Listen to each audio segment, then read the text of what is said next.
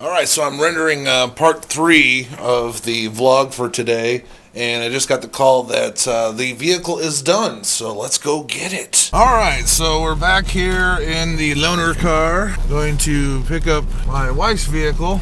The shifter is not on the column, CJ, and the wipers are still on. I'm so stupid sometimes. Well, it did turn out to be a pretty nice day today. It's a lot of meltation homes going on here. I think I just invented a new term, meltation. I like that. Combination of levitation and melting.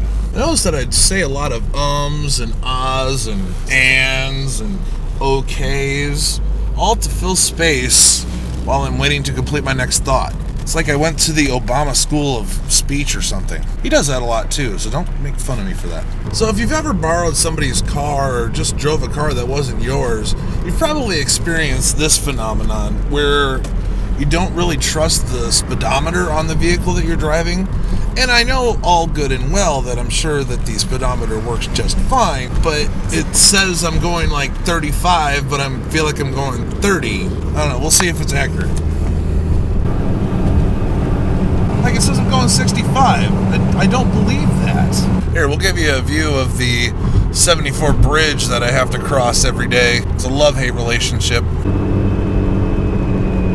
Someday they're going to use that piece of footage as archival footage because they're going to replace this bridge sometime in the next couple of years, hopefully. The sooner the better. Okay, I had to stop and pick up the credit card to pay for the repairs, because we haven't received our tax refund just yet. That's a good question for you guys that are still watching part 4 of the vlog today. With regards to filing your taxes, do you wait till the last minute, or do you just go ahead and get them done and get your refund going ASAP? Leave a comment in the comment box. Stuff it in the box! I imagine that if you owe money, you're probably going to wait till the absolute last minute or file an extension. Definitely can understand that situation. Oh, it's weird. I'm back in the my wife's car, having all this space and not being cramped. I think it's little cars like the loaner I was driving. They're not made for people like me, 6 foot something and fat, you know. Not a good time. So I'm gonna go take this vehicle back to the lady. So she's got this to drive home when her conference is over. With all the work they did here, I did a test to see how good the alignment is. Took my hands off the wheel. It went straight as an arrow. They did a good job.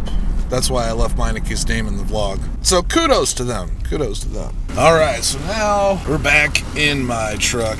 Well, you may be thinking, okay, well, that's been a pretty fun-filled day. The vlog must be almost over. Not really. Got more stuff to do today. Gotta go back home for a little bit and wait for the wife to get done with her conference. And then we're gonna go grocery shopping and also get some dinner too. I think we're gonna do dinner first, I hope. What the hell?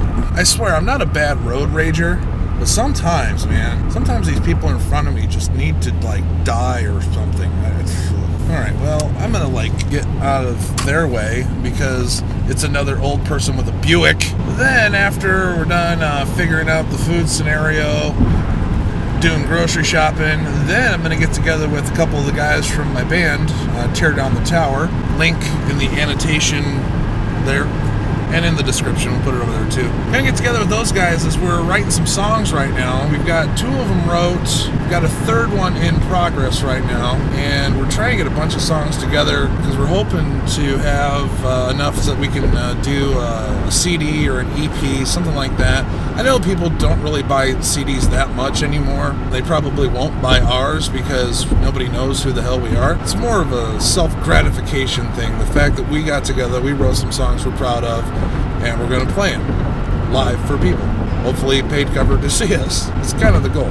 But yeah, we got that later tonight, and I will have the camera with me through all of that. Buckle your seatbelt there, Buck Rogers. We're going to go on a trip to space! Alright, switching lanes. Oh, let's do a double lane change. Yeah. Well, it's the exit ramp. Shut up.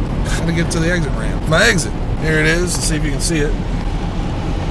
Avenue of the Cities. That's my ramp to go to my house so I can go there and stuff. Let's take the open lane. How about that? Watch. This is what's going to happen. Light's going to change green, and I'm going to turn this corner, and I'm going to get in front of all those people that are in the other lane next to me over there. Let's see if this works. And go.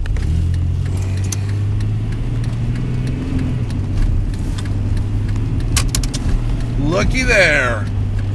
I'm in front of you. Suck on it! Yelch. I don't know why I do that. No, I know why I do that. Because it entertains me.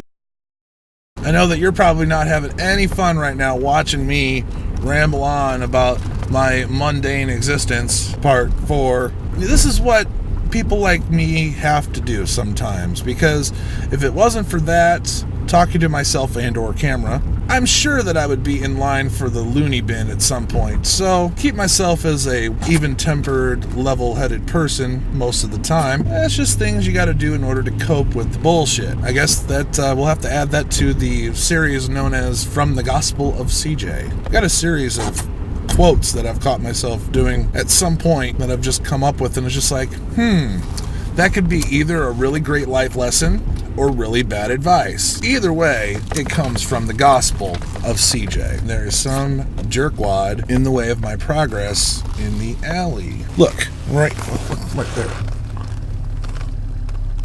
Excuse me, people that live there are trying to get through. Move your fucking car. See, I don't road rage too much. I mean, yeah, I'll yell and stuff sometimes. But if I was really road raging, I would just go get right behind that guy, jump out my ride, and go clock him in his face. But I don't do that, because I'm a pretty nice person, and I don't want to go to jail.